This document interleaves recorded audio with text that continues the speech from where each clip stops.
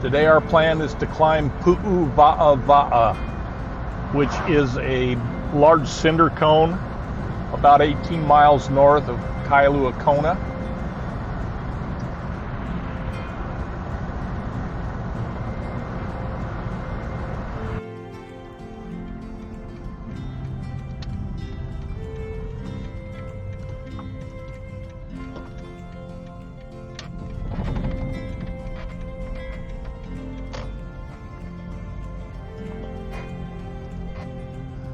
These gates are supposed to open automatically for cars.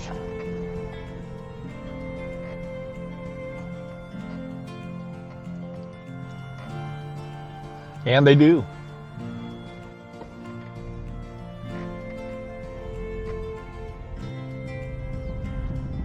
And in the distance you can see a little better view of Pu'u Wa'awa'a.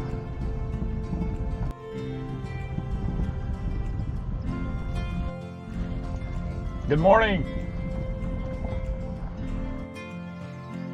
Okay, we're at the official parking lot for the trailhead. Walk over here and see if there's a place to sign in or not.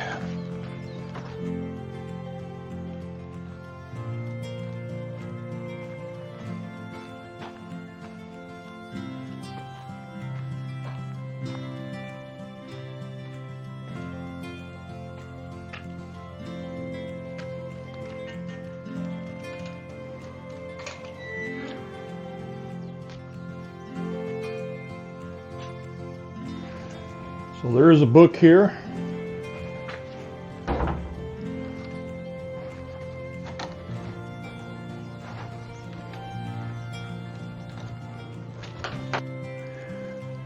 We are signed in. This is a turkey hunting area, and that log sheet really is designed for turkey hunters, but I see other hikers have just listed themselves as hiker rather than putting their license number down. So we're signed in, so if I don't come back, somebody can find me in the mountains somewhere. Got the shoe station here.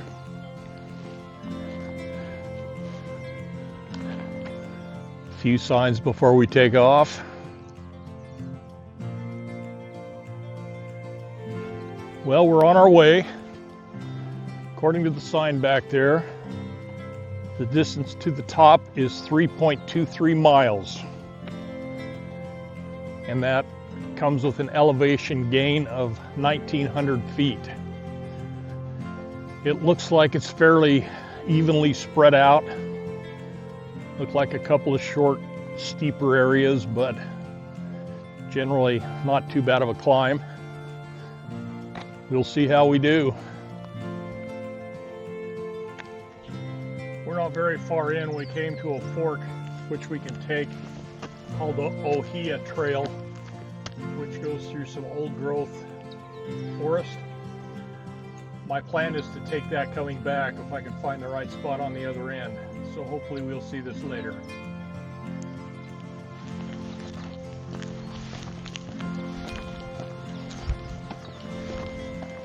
For the first mile or so of this trail is this paved road. This is actually part of a working cattle ranch, and at least some of it is private property. So you can expect to see cattle. You go through gates, you're supposed to close them. Generally respect private property. Well, we're a little more than a mile and a half into the hike. We've kind of come to the end of the pavement, which seems to be what's considered the actual beginning of the Pu'u Wa'awa'a Trail. So onward and upward.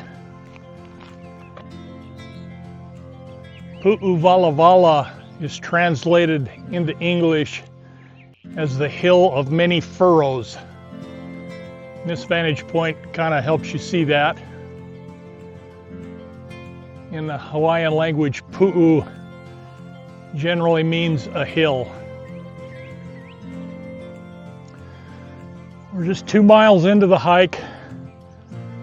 We've come to really the first gate and to basically the base of Pu'u Wa'awa'a.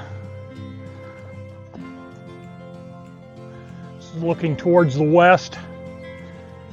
It's kind of a mixture of clouds and ocean down there, but you can't see the ocean if you know what you're looking for. Some other hikers coming up. I brought 4 bottles of water with me. I think I'm going to stop right here and have a bottle of water before I go further so I don't get behind. The paved road portion looks pretty easy, and you wouldn't even know you were climbing if you were in a car. But walking it, it's a pretty good climb uphill. It'll get you breathing hard for sure. Okay, we've had our bottle of water, a little bit of rest. Talked to a few people that were here as well. Time to make the way through the gate and on up the hill.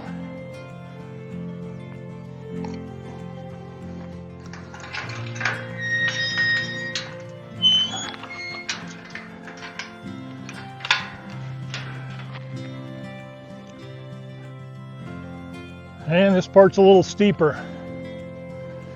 That last part before the gate was a little steeper too. Well, according to the sign at the bottom, we should be about 1.25 miles left till the top.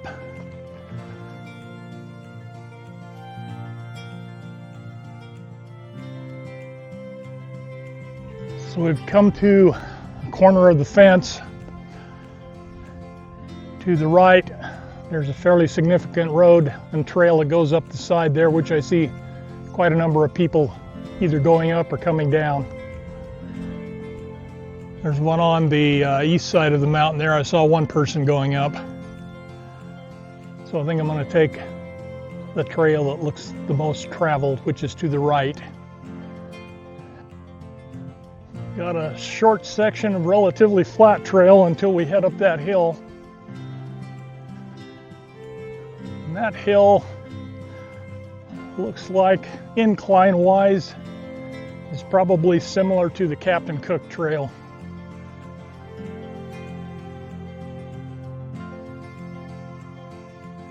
It's a beautiful little valley here. Sheep grazing and green grass. It's very, very pretty. Well, according to our hike tracker, we just hit the 3-mile mark. So should be about 1/4 mile to go. Looks like the last 1/4 mile is the steepest.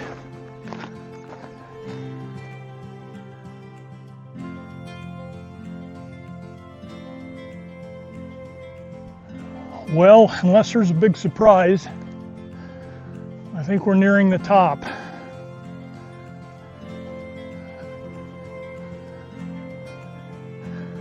Kind of a 2 summits here. This is kind of split in the middle. The one you're seeing in the distance is the lower summit, and we're heading for the taller of the 2 summits, which I think is right up ahead of us.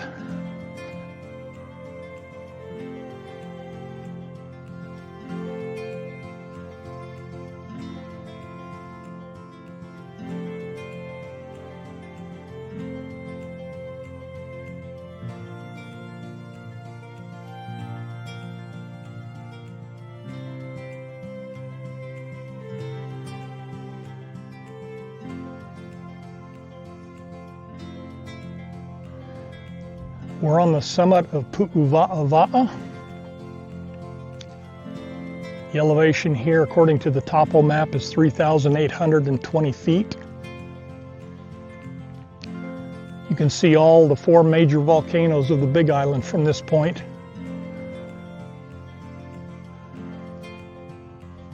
Facing that direction, we can see Kohala. We'll swing around here. Now we're facing Mauna Kea.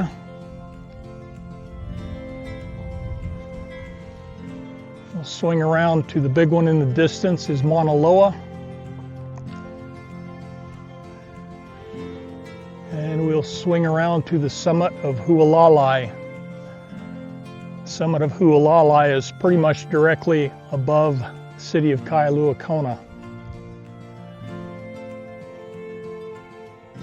Pu'u Wa'awa'a is considered the biggest cinder cone on the side of Hualalai. So this is the monument for the summit. Well, this picture proves that I actually made it to the top. Just about ready to head back down the trail. I didn't mention it before, my hiking app said that when I made it to the top, I had gone 3.45 miles. So about 0.2 of a mile further than what the sign said at the bottom. Not sure which one was right, but we made it. It's a beautiful view from up here.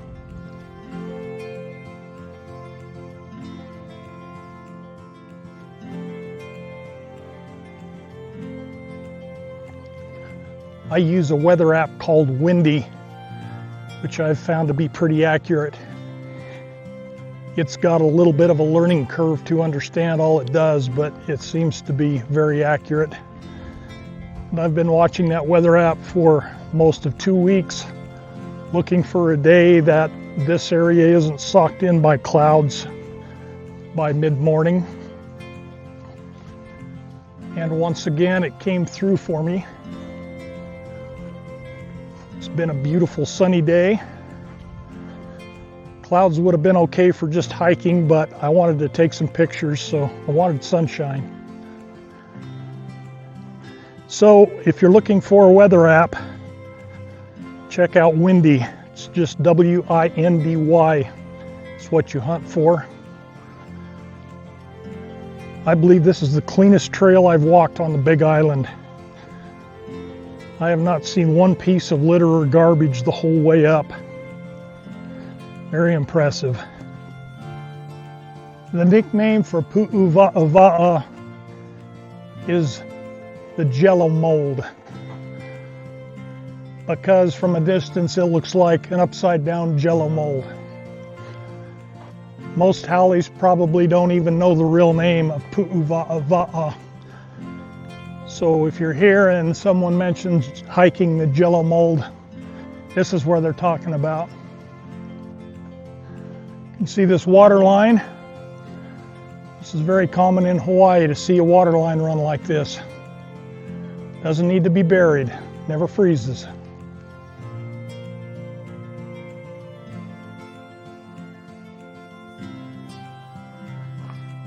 Pavement started just behind us, but we branched off to the left on this path.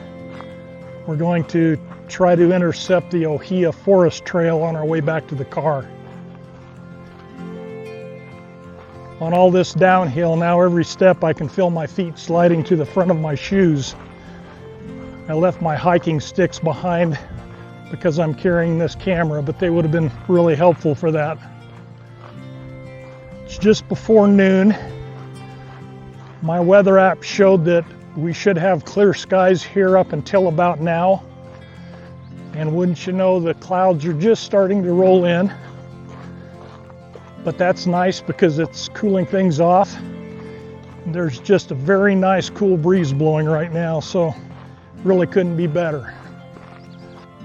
We're coming up on the area where we cut off on the Ohia Forest Trail, which will take us to the right, generally north over to the original paved road that we walked in on.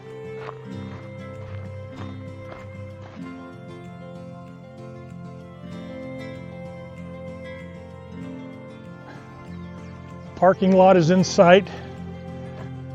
I'm trying to think of what to compare this to for anyone who's interested. If you've done the Captain Cook hike, basically I think the comparison is that you've got this 2 miles of asphalt, which has a fairly decent incline that's going to have you breathing hard. And then when you get to the end of that 2 miles, then you've basically got a similar trail to the Captain Cook Trail ahead of you. So it's a fairly strenuous hike. And My feet are talking to me. My knees are tired out. And I'm not going to be worth much for the rest of the day, I'm pretty sure. I would suggest if you're a normal person and you do this hike, do it early in the morning and then plan for some beach time or laying around the pool or some leisurely activity for the afternoon, because I don't think you're going to want to move from this into some other strenuous activity. At least, as I said, if you're a normal person. I would use some good footwear, either hiking shoes or tennis shoes, and some that you've already worn before on other hikes, so you know they're not going to burn blisters on your feet somewhere or something like that. Go as early in the morning as possible. I got here at 7:30. Temperature in the parking lot was 61 degrees. And if I had it to do over again, I would probably leave an hour earlier than that. But I can't complain. I got the sunshine I wanted. And actually coming down, it's been a little overcast and cool breeze, so I really couldn't have asked for anything better. And I'll tell you what, I got to give a thank you, mahalo to the people that take care of this place. It's maintained by volunteers, and it's very nice of them to do, and also mahalo to the landowners who allow the public to walk through their private land. It's just a really nice resource to have. And the view from up there, as you saw, is amazing. It's definitely worth the hike. So now I'll go sign my name off the list that I made it back. Well, I got myself checked out, so nothing now to do but get in the car and drive home. And Connie and Richard, if you happen to be seeing this video, shout out to you. I remember you talking about hiking this trail a couple of years ago. Thumbs up to you. It's a workout. So if you can see my phone hiking app, here's the final score. It says the distance was 7.41 miles round trip. Not worried about the pace because I spent about an hour and a half up there resting, visiting, and flying the drone. It says I burned 1,045 calories. I'm sure that's wrong. I'm sure it's 10 times that. So that's what you can expect if you take this hike. And if you're reasonably fit, it's definitely worth the hike.